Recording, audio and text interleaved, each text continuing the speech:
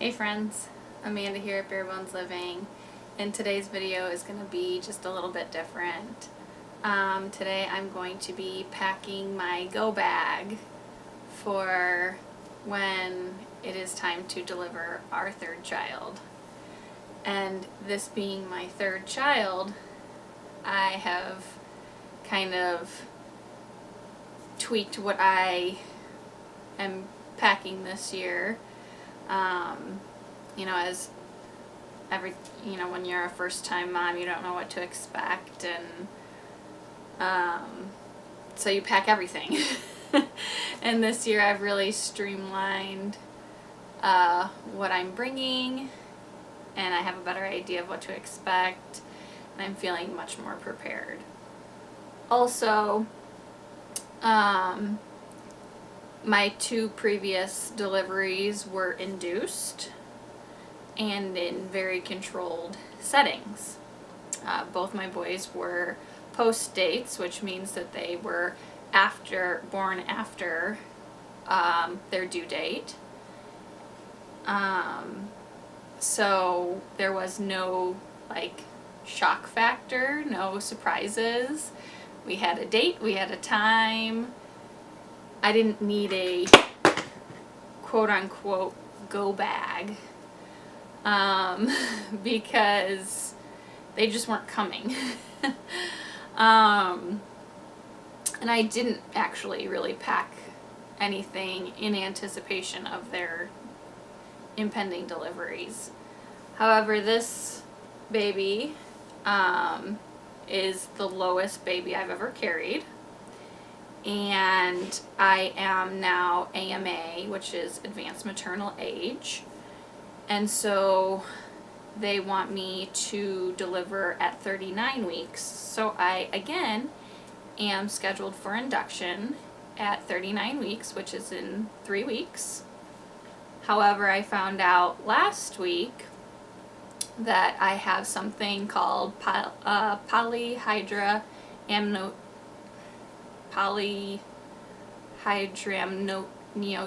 or something like that. And basically more commonly referred to as poly.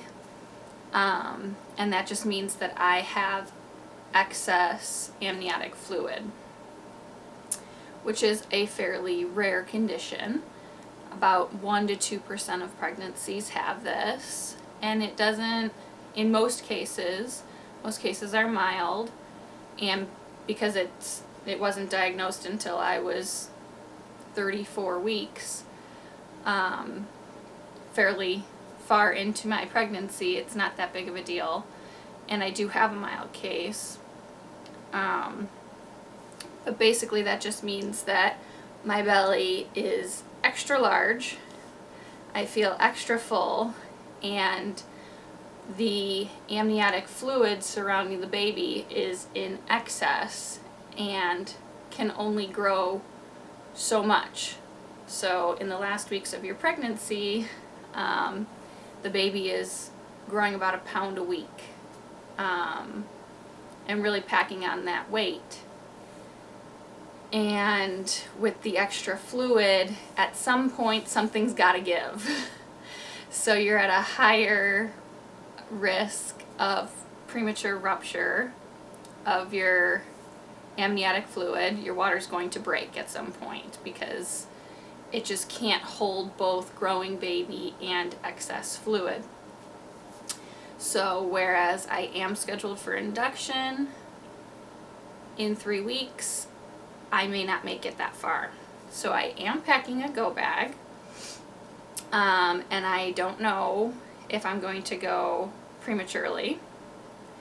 I feel like I'm going to go prematurely, but I've never had that happen to me. So we'll see how that goes. And I thought I would just bring you guys along and show you what I'm packing, how I plan to, what I plan on wearing, and how I'm planning on doing all of that. I'm not gonna get gruesome or anything like that, but this might be useful for someone who is a new mom. and you don't know what to expect. And this is just what I'm doing today, so I thought I'd bring you guys along with me. So please pardon the fact that you're looking at my bed and my dirty bedroom, but this is just the best place I have to lay this all out. So I'm just going to quickly kind of go over what I'm bringing and why. And then lastly, I have all the cute baby clothes and things like that I'm bringing. So I thought that would just be fun to show you that. But here I just have my toiletries. I have toothbrush and toothpaste for myself and my husband. Some shampoo and conditioner for when that first shower after the baby is born. You just like feel like $1 million. So that's really essential. A comb and some deodorant. I am bringing my own towel, because what you are provided with at the hospital is not the best of quality. And I will say right off the bat that comfort is your best friend when you're delivering a baby. Style does not matter. You will not care. Your comfort is number one importance. And all the creature comforts that you can provide for yourself, the better. So, creature comfort number one, I'm bringing my own towel. I'm also bringing a nice plush robe to wear around in my delivery room, postpartum, things like that. Number one, I'm breastfeeding, and I have for all of my pregnancies, and just something that's easy access is a great thing. Plus, it's February, it's cold, I live in Chicago, so something plush and soft is a bonus. You don't want anything tight-fitting, everything loose, things like that. So a nice, soft, warm, and then the baby will love that as well, right? So I'm bringing my robe. I am also bringing my own sandals to be wearing in the shower, to be wearing while I'm laboring. I walk around while I'm laboring. I sit on a yoga ball in the shower when I'm laboring. All those things, I want to be wearing shoes. So I'm bringing my own flip-flops, and I'm also bringing my house shoes. I call them house shoes. They're just like slippers that I wear around the house. Something easy to slip on and off, and again, comfort and warmth. In this bag, I have a diffuser and a dropper with some oils. I have peppermint for energy, lavender for relaxation, and clary sage helps with contractions. So I'm going to be diffusing the clary sage during delivery, and then a mixture or one or the other of the other two postpartum. Just something, and again, a creature comfort, and it makes me feel happy. And then under these I have underwear, socks, you know, again, nothing special, loose fitting. I have my nursing bras, and I will show you this just because someone might find this helpful.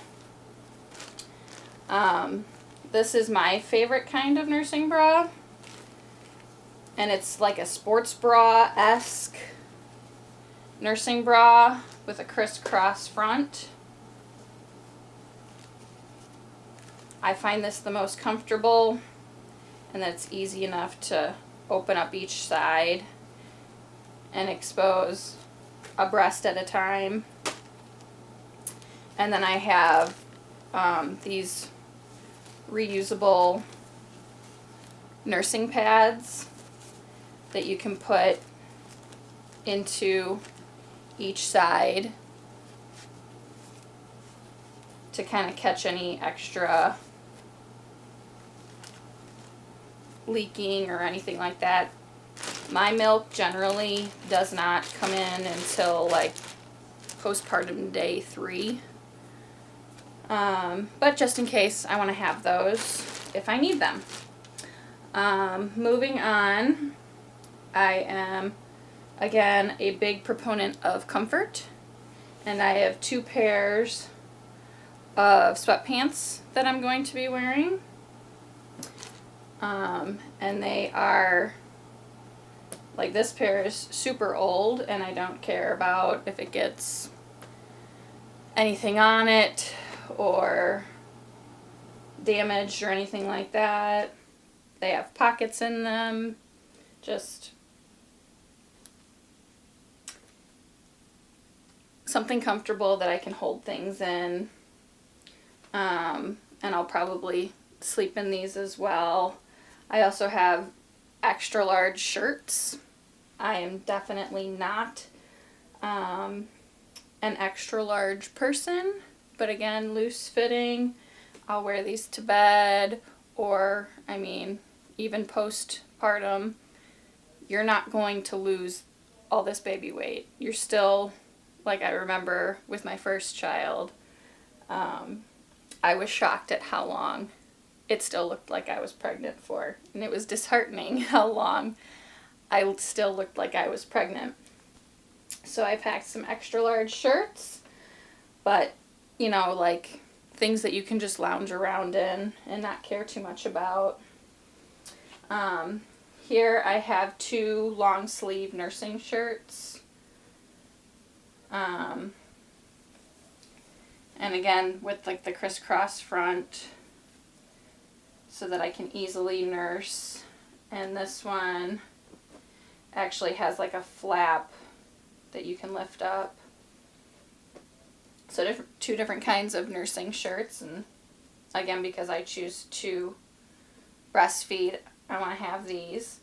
I have a pair of loose fitting shorts in case I get hot, because we will be on, and I have a tank top, a stretchy tank top as well, because for one, we're going to be on baby units. And baby units are typically kept extremely warm because babies can lose temperature quickly. And so I am by nature a cold-natured person. And so I will wear pants even in the, like, to bed and to lounge around in, even in the summer. And I typically don't get hot flashes through all of my pregnancies. But hormones are crazy, and I want to have something cooler and still comfortable to wear if I get hot. So that's basically all of the clothes that I will be bringing for myself to wear. And this is enough. Plan to be in the hospital for 2 days. This obviously can last me a little bit longer than 2 days, but it's not a ton of clothes for myself. And I only want to bring, you know, like 1 bag. And I need to also leave room for my husband to pack some clothes, because that's going to be, I mean, he's going to be there with me, obviously. Then we go on to the fun things. And I guess I'll just bring you guys over here because the stuff's cute. And now, for this stuff, obviously we don't know if we're having a boy or a girl. I don't have girls, so I purchased some female baby things because I don't have any. We also did not find out the gender of Hunter. That was also a surprise, but I never actually considered him being a girl. I just always knew he was a boy. And I didn't purchase any girl clothes, but this time I'm not totally sure. So I got a couple of girl things. This is like one of those mommy and me outfits that I saw and I just couldn't help but get. And it's a matching robe set with headbands, because I mean, how cute is that? I got some floral headbands, which are super cute. And then I got this cute little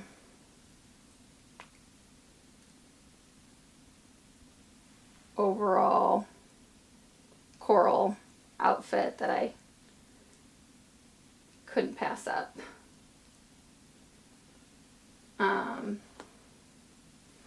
But those are really just like girl specific things. I did want to get a boy matching swaddle and hat. Obviously it's not matching, but it's along the same lines.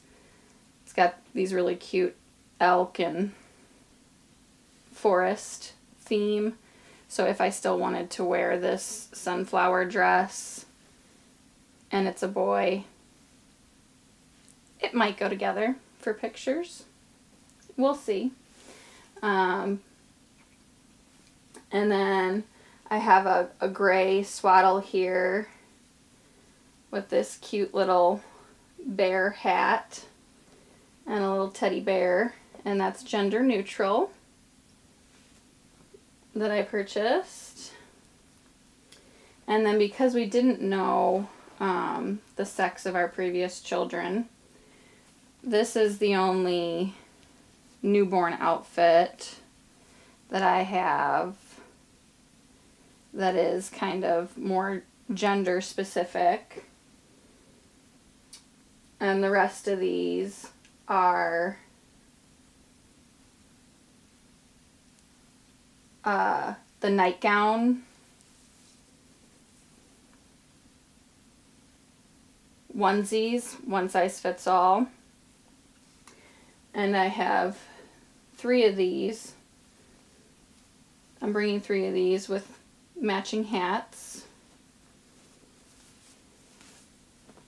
And I really like the nightgown aspect of these because newborn babies like to poop a lot. And you're constantly changing them, so it's nice just to pull this up and over. They also all have these little cuffs that you can fold over their fingers to keep those warm and so they can't scratch their faces. Plus I also have 2 sets of mittens here that I'll be bringing. Neither one of my boys scratched themselves, but I have them just in case. Hats are to make sure that they keep in their warmth. And then I just had I'm just bringing one long sleeve button up onesie just in case.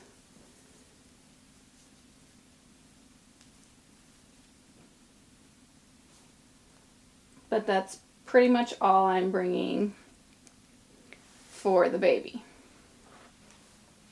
So yeah, that's pretty much it. I mean, it's nothing extravagant. I'm not going crazy overboard. I'm bringing too much of anything. I have all the things that I know will make me comfortable, which is really the only thing that's important. Mike still has to pack his clothes, and we will also be packing a pillow and probably a blanket for him. Because again, the things that you're provided in the hospital aren't the most comfortable things, and if you want good support, you should support your support person as well, and you want them to be comfortable as well. So he'll pack his pillow and blanket so that he's comfortable, and that's pretty much it. You don't have to pack diapers and wipes and things like that, things of that nature. And there's really nothing else that I anticipate that I will need at this point. So I hope this was helpful for somebody. It was helpful for me because I have been putting this off. I wanted to do this for a while, and I just didn't have the energy and the ambition to actually do it. But I'm like, if I don't do this and I go into labor, I'm going to be really upset. So I'm getting it done. I'm going to put it in my bag right now, and it'll just be ready. So now, I mean, I don't really want this baby to come yet because I'm still 35 weeks pregnant. I will be 36 weeks tomorrow.